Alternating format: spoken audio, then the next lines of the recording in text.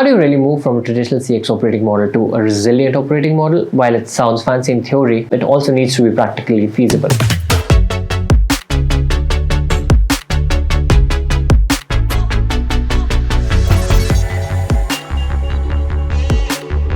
And good news is that it is. There are a couple of things that enterprises need to take care of, starting with the first thing, which is change in mindset. What the leaders in these organizations need to do is move away from a efficiency first mindset to a broader one that incorporates or embeds resiliency and future readiness into the operations as well. If you've done that already, you've already won half the battle. The next one is, how do you measure success, right? Traditional KPIs were all about efficiency, average handle time, customer acquisition cost, but I think the leaders also need to move away from these to broader metrics that capture much more information. Things like, let's say, the first contact resolution or speed to launch new products or offerings in the market. I think measuring some of these successes also becomes important. The third one is the need to innovate, right? In a world where technology is moving so rapidly, you cannot be left behind with the technologies of the bygone era. What that means is enterprises need to be open to doing out pilots or POCs within, of course, controlled environments, and then identifying the ones that work for them and scaling them up over time. So there needs to be a plan around that as well.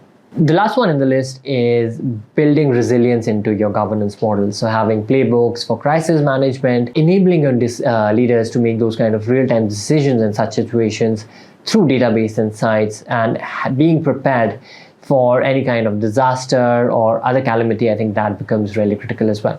So I don't mean to say that you need to abandon efficiency. That's not the point. I think it's just about broadening the horizon and looking at other things as well.